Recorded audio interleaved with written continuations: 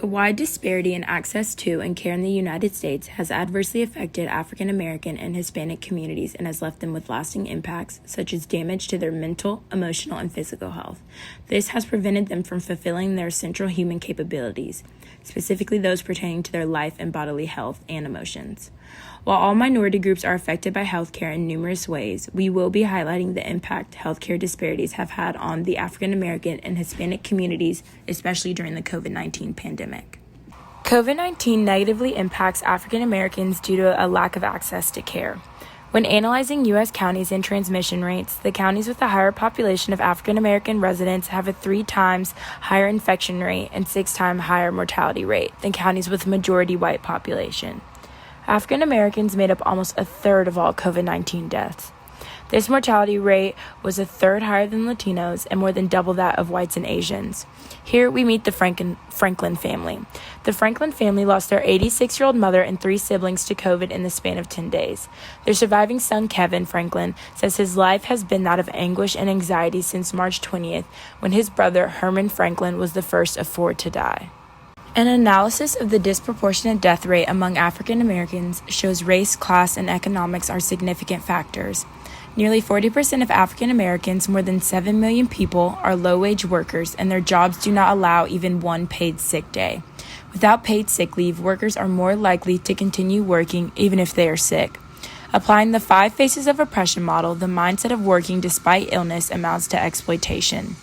Young explains that the powers workers have is diminished by more than the power oppressors receive because workers suffer a loss of control and are deprived of the important elements of self-respect. Low-wage workers are not respected for their ability to choose their health over work. This situation leads to workers being exposed to other workers who may be carrying the COVID-19 virus. Despite representing 13% of the population in the U.S., African Americans comprise about 40% of the nation's homeless.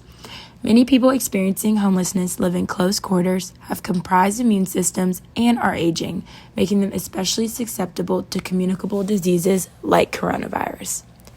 When we don't provide the unhoused with supplies and care that allows for them to stay healthy, we are perpetuating a system that neglects those that are powerless against their housing situation. Lastly, there is a disproportionate number of African Americans in U.S. jails and prisons.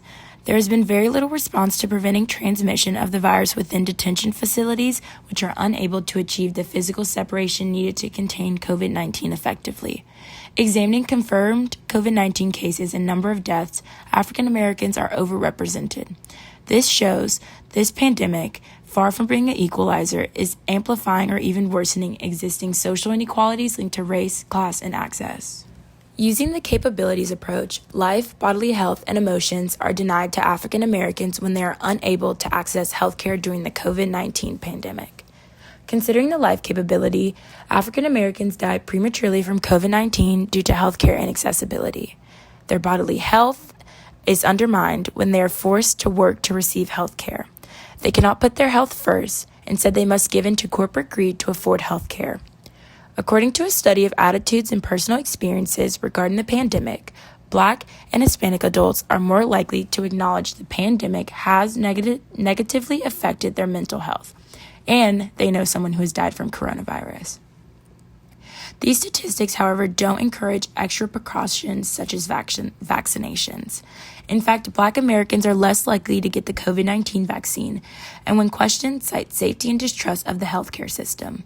It is not uncommon to hear, "I'm not comfortable with this vaccine whatsoever." They're talking about lower income communities getting the vaccine, the first minorities, and Black and Latino communities. They want us to get it first, and I'm like, no, that just doesn't seem right. This sentiment helps us to understand the mistreatment of African Americans. They're reluctant to get a life-saving vaccine to a disease that has killed them disproportionately due to their distrust of the healthcare system. Like the way that African Americans are disproportionately affected by COVID-19 due to inequity among the quality and access of healthcare, Hispanic and Latinx populations have experienced disproportionate vaccination and death rates among members of their respective communities. In December of 2021, over approximately 167,000 children under the age of 18 had lost a parent to COVID since the beginning of the pandemic. Hispanic children are 2 times more likely to lose a parent than a white child. In September of 2021, Anthony Michael Reyes Sr. died from COVID, leaving 2 daughters, a son, and his wife behind. His son, also named Anthony Michael, looked up to him greatly, wrestling because his father did and hoping to work alongside his father at a power plant after graduating high school. After their father's death, the Reyes children became incredibly depressed. Mrs. Reyes attempted to sign her children up for therapy, but the wait time was months, and Anthony Michael Jr. killed himself before mental health help became available. As much as we would like to believe the story of the Reyes family is an anomaly, it isn't.